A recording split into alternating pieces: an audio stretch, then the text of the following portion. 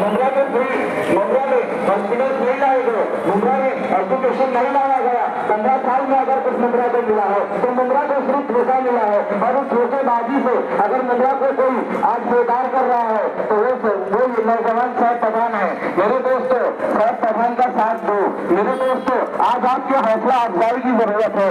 माँ बहनों, आपके दुआओं की जरूरत है। आपके भाई को, आपका भाई चलते हुए आपके कॉलोनी में आपसे मुलाकात के लिए आया है, तो आप तमाम से गुजारिश है कि उनसे मुलाकात करें, उनकी हौसला अफजाई करें। कि हम यहाँ स्टूडेंट के खिलाफ, हमारे शहर के रिजर्वेशन गबनों के खिलाफ, कब्रिस्तान की चोरी के खिलाफ, इन सारे मुद्दों को लेकर के हम लोगों ने प्रचार पे उतरे हुए।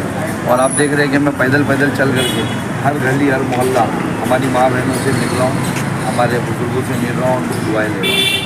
दो पार्टी के जो अलग अलग उम्मीदवार है जो मैदान में, क्या लगता है किस तरीके की टकराव की संभावना? देखिए कि हमारा टकराव फिरका परस्त सोचों के साथ है।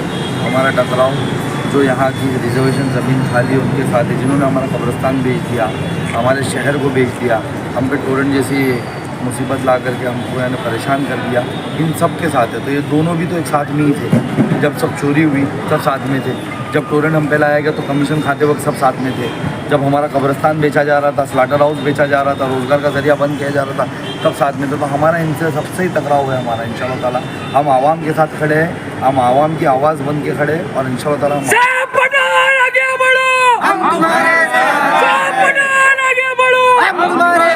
सही प्रचार है कि देखिए कि गटर नालों का चुनाव नहीं है। जो यहाँ के विधायक है वो हमेशा आकर के गटर नालों तक ही हमारे लोग को सीमित रखा। उन्होंने एजुकेशन पे यानी उन्होंने कभी कोई बात नहीं की। कभी उन्होंने यानी हमारे शहर में एक उनके कार्यकाल में मुझे बता दीजिए कि म्यूनसिपल कॉरपोरेशन की तरफ से एक स्कूल या एक कॉलेज हमारे शहर के लिए बढ़ाई गई हो, या जो स्कूल है उनसे पहले, उनके आने से पहले हमारे शहर में बनाई गई थी, उनकी भी हालत आप देखते हो कैसा खास्ता है। सिर्फ उन लोग सर्वे ही करते रहते हैं उसके सुधार के लिए। यानी ये बेशक ये हमारे शहर को रिप्रेजेंट करने का, हमारे शहर को डेवलप करने का, यहाँ पर बुनियादी सहूलतें लाने का, यहाँ पर डेवलपमेंट लाने का ये चुनाव है। हम यहाँ इस शहर को स्टेट में रिप्रेजेंट करेंगे, और वहाँ से जो भी हमारे शहर के लिए फैसिलिटीज़ ला सकते हैं ये उनका चुनाव है। तो ये गटर नाले की सोच रखने वालों को नगर सेवक बनाए और गटर नाले तक छोड़े। स्थानीय उम्मीदवारों में मुझे बैरिस्टर असदुद्दीन ओवैसी साहब ने सिर्फ यही सोच से कि यहाँ पर उनको पता चला कि किस तरह का भ्रष्टाचार हो रहा है, और किस तरीके से मुसलसल उस भ्रष्टाचार के खिलाफ उनकी पार्टी से मैं किस तरीके से इनसे फाइट, आंखों में आंख डाल के फाइट करते आया हूँ। चाहे वो टोरेंट का मुद्दा हो, आपने देखा टोरेंट के लिए मैं 10 दिन भूख हड़ताल पर बैठा। 398 करोड़ का बकाया, लगभग 400 करोड़ का बकाया हमारे शहर से वसूला जाना था। कहीं ना कहीं उसे रोक करके हम भूख हड़ताल से उठे। हमने यानी किस तरीके से टोरेंट को कितना बैकफुट पे रखा आज आपने देखा है। यकीन जाने कि अगर हम ना होंगे तो टोरेंट इस शहर के हर एक घर से वसूली करेगा, और दुगने दामों में तिगने दामों में तो आज वसूली कर रहा है। इससे ज़्यादा भी फ़ाइनों के ज़रिए, पुराने पीडी के ज़रिए वो सब भी वसूली करेगा। तो उसको कहीं ना कहीं आज तक MIM ने रोक के रखा है। और बैरिस्टर असदुद्दीन ओवैसी साहब ने वो सब देख करके कि हम हमारे शहर के मसाइल पे बात करते हैं, हमारे शहर के नौजवानों के फ्यूचर के लिए बात करते हैं, हमारे टोरेंट जैसी मुसल्लत कंपनी जो हम पे मुसल्लत की गई उसे हटाने के लिए बात करते हैं। ये सब देख करके, और स्थानीय आपने देखा होगा कि सब बाहर से लोग आए हुए, उन लोगों ने हमारे शहर को किस तरीके से बेच दिया। इसलिए बैरिस्टर असदुद्दीन ओवैसी साहब ने इस बार हमारे शहर को एक मौका दिया कि मैं तुम्हारे शहर के बीचों बीच से तुम्हारे को एक कैंडिडेट दे रहा हूँ, आप इसे चुन के लाइए। डुमरा कलवा में तो आपको डुमरा कौशल में आपका प्रचार चल रहा है, कलवा में किस तरीके का प्रचार कैसे? कलवा में भी देखिए हमारी टीम मुसलसल लगी हुई है, वहाँ पर हमारे लोग वहाँ पर कर रहे हैं। इंशाअल्लाह ताला कल या परसों में हमारी वहाँ पर ऑफिस की ओपनिंग भी है।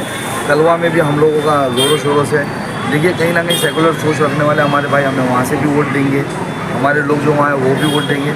इंशाअल्लाह ताला इस बार जो लोगों की सोच है वो बदल के हम इंशाअल्लाह ताला कलवा से भी अच्छी तादाद में वोट लेकर आएंगे। इंडियन मुस्लिम लीग का समर्थन है, क्या कहें? बेशक देखिए कि हमारी बहन ने बहुत बड़ी कुर्बानी दी, फरज शेख ने। इंडियन मुस्लिम लीग ने भी जब ये देखा कि मुझे मौका दिया जा रहा है बैरिस्टर असदुद्दीन ओवैसी साहब के साथ से, तो उन लोगों ने यानी फिर अपना जो फॉर्म भरना था वो उन्होंने कैंसिल किया। उन्होंने आकर के हमारा साथ दिया, और ये कह करके साथ दिया कि इस बार स्थानीय आमदार बनना चाहिए, अपनी क़यादत मजबूत होना चाहिए। उनका भी एजेंडा सेम है, हमारा भी एजेंडा सेम है। अगर हम लोग अलग अलग लड़ते तो शायद कहीं वोटों को तकसीम करते। इस बार जो वोटों का तकसीम होना है वो कलवा में ज़्यादा बेहतर हो रहा है। आज वहाँ देखिए आप, यहाँ का स्थानीय आमदार लड़ रहा है, बीजेपी का उम्मीदवार जो यहाँ पर आकर के अपने आप को यानी आपका बेटा बताने की कोशिश कर रहा है वो लड़ रहा है। मनसे वहाँ पर लड़ रही है, वंचित बहुजन अघाड़ी वहाँ पर लड़ रही है, भाजपा वहाँ पर लड़ रही है, वहाँ पर 2-3 आज़ाद उम्मीदवार लड़ रहे हैं। तो इस बार जो वोटों का बंटवारा है वो कहीं ना कहीं कलवा में बहुत ज़्यादा है। और मुमरा की तरफ तो आपको पता है कि हर किसी के दिल में असदुद्दीन ओवैसी की आपकी मोहब्बत है। हमें पूरी उम्मीद है कि जो इस बार 60,000 वोट जो नए बच्चों के बढ़कर आए, जिससे हमको कलवा से बढ़त मिली वोटों में, इंशाल्लाह ताला मुझे पूरी उम्मीद है कि वो 60,000 वोट से इंशाल्लाह कहीं ना कहीं एमआईएम शुरुआत करेगी। और एमपी जैसा इंशाल्लाह ताला इस बार जिस तरीके से एमपी इलेक्शन में मेरे शहर ने वोट वन साइड किया था, ये सोच करके कि हम एक तरफा वोट करेंगे, हम बीजेपी को वोट नहीं करेंगे, उस तरीके का वोट होगा इस बार। बेशक बीजेपी के अगेंस्ट होगा और साथ ही साथ उसके अगेंस्ट भी होगा जिसने 15 साल हम लोगों को तरसाया है हमारी बुनियादी सहूलतों के लिए, जिसने हमारे यानी जो रिजर्वेशन ज़मीन हमारे मुस्तकबिल के लिए आई वो बेचकर खाया है, यहाँ तक कि हमारा कब्रस्तान भी बेचकर खाया, उसके खिलाफ होगा इंशाल्लाह ताला इस बार। इंशाल्लाह।